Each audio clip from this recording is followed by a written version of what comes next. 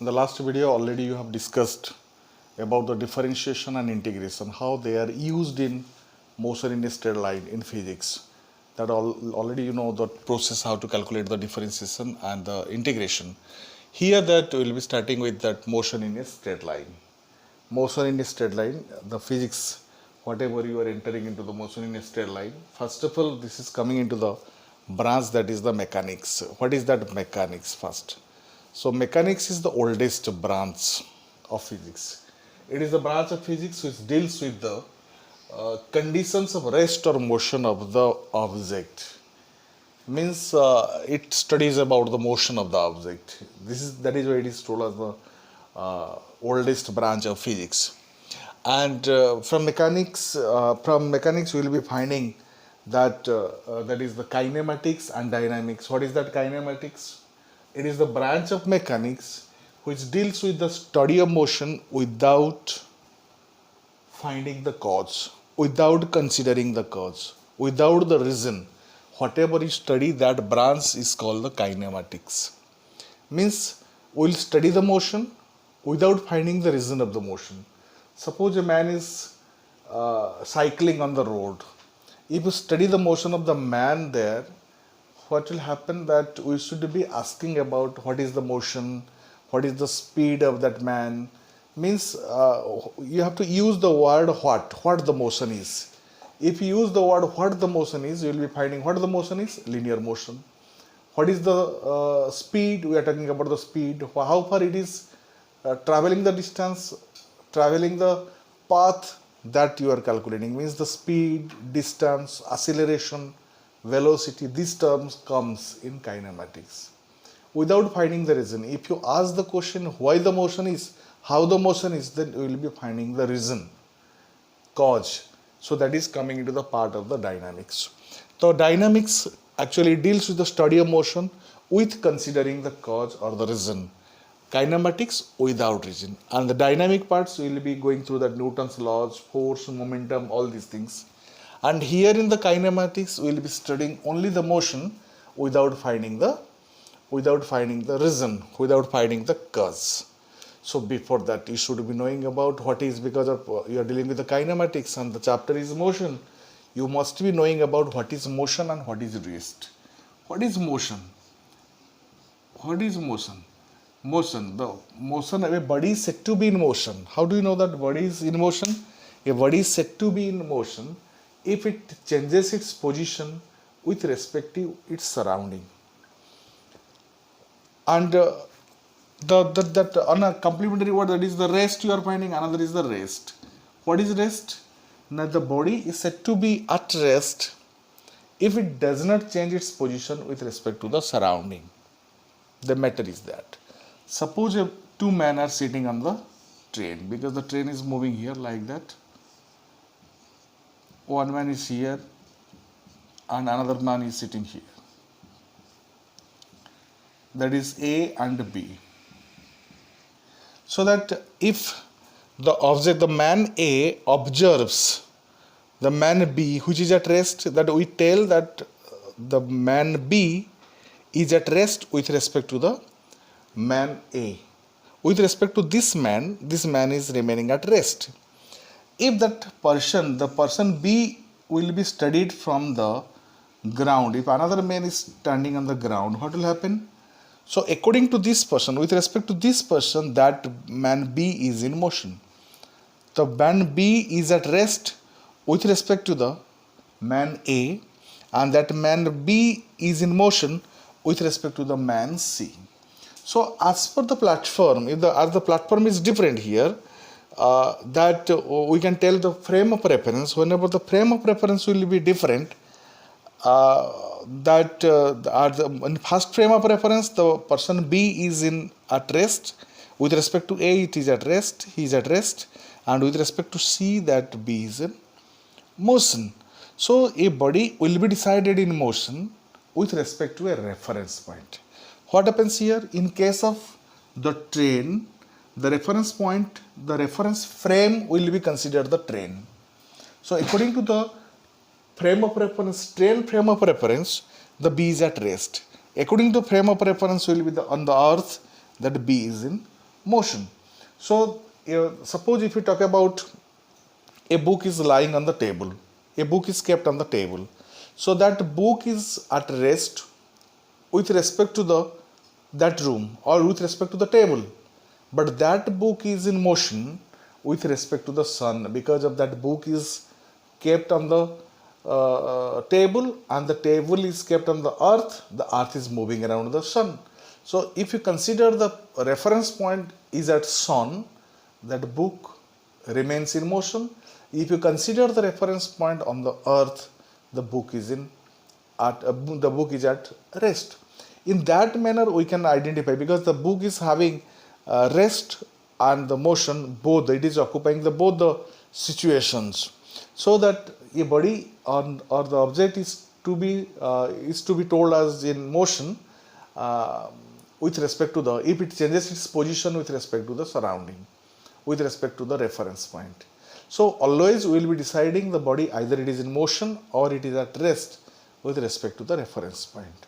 So in universe overall we can decide that nobody is permanently or absolutely at rest, or but that is absolutely in motion.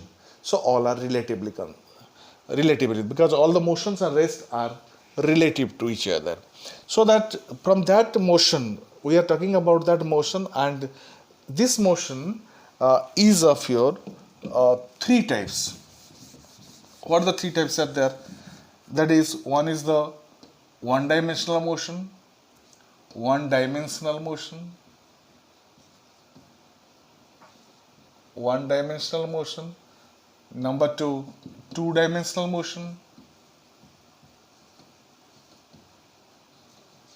and number three, three-dimensional motion. 1D, 2D and 3D motion. What is that one-dimensional motion? The motion of a body is one-dimensional if any one of the coordinate of the frame of reference will be changed. Only one coordinate will be changed. For example, to tell, suppose this is the frame of reference you are deciding, that is the Cartesian coordinate system, x-axis, y-axis and z-axis. If only one of the coordinate will be changing, suppose on this x-axis, it will no doubtly automatically will be a straight line. So in this case only one coordinate is changing. If one of the coordinate of the particle changes, then that motion is said to be one-dimensional motion. That is nothing but the motion in a straight line. This is the motion in a straight line. So example is that suppose a stone is falling freely. If the stone is falling freely, automatically it follows a straight line path. This is the motion in a straight line. An ant is moving on a stretched string. That is also a motion in a straight line. It is also told as the rectilinear motion, or that is told as the one-dimensional motion. What is the two-dimensional motion? If the two of the coordinates are changed, that is the two-dimensional motion. If anybody is moving on a plane, anybody is moving on a plane. We talk about that a snake is crawling on the plane, that is the two-dimensional motion. Earth is moving around the sun, that it makes a plane like that manner, that is also two-dimensional motion. And a kite is, we can tell it as kite is moving in normal sky. Suppose kite is moving in a normal sky, it forms a plane, that is the two-dimensional motion. What will be the three-dimensional motion? Three-dimensional motion means the three of the coordinate will be changing. A bird is flying in the sky, that is the three-dimensional motion. And we can talk about the kite is moving in a stormy sky. That means if you are a windy sky, storm is there, so automatically kite is moving by changing the three of the coordinates, that is the three-dimensional motion. So in this manner we will be finding the one-dimensional, two-dimensional and three-dimensional motion. And from kinematics, that we will be dealing it now, that kinematics, what the kinematics is tells, what the motion is. Kinematics is the study of motion. In the study of motion, which tells about what the motion is. It tells what the motion is. Kinematics. And that what the motion is, that is the, it tells what the motion is. What the motion is. So what will happen here? So from whenever you ask these questions, In kinematics, we will be finding the distance, displacement, speed, velocity, and acceleration. We will be finding all these things now. So here we will be discussing now first of all the distance and displacement. What is the meaning of distance? What is the distance? What is the distance? Distance, it is the actual path traveled by the object. It is the actual path traveled by the object, by an object.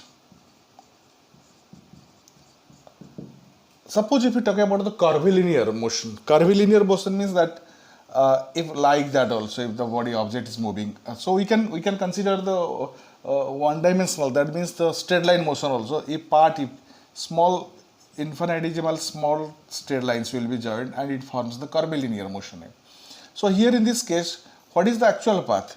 The actual path is from here to this path is called the actual path. Whatever the distance actually it is covering, distance is traveling, that is the distance. If you talk about here, suppose a straight line motion A, B, C, D. If you talk about a person is moving from A to D and returning back to B, what will be the distance? If the gap is 5 meter, 5 meter, 5 meter, the person is moving from A to D and returning back to B, what will be the distance traveled by it? 5 plus 5 plus 5, again it is 5 plus 5, so that is equal to 25 meter. The distance traveled by the object is 25 meter. That is the distance, it is the actual path traveled by the object. So SI unit is, no doubtly SI unit is meter, and the distance is always positive. It is always positive. This is the distance. Another thing is coming, that is the displacement. What is the displacement? Displacement. Displacement. It is a directed line segment. It is a directed line segment. It is a directed line segment. It is a directed line segment joining initial and final position, initial and final position, directed towards final position, directed towards final position. Or we can tell it as, it is the shortest distance connecting initial and final position and directed towards final position.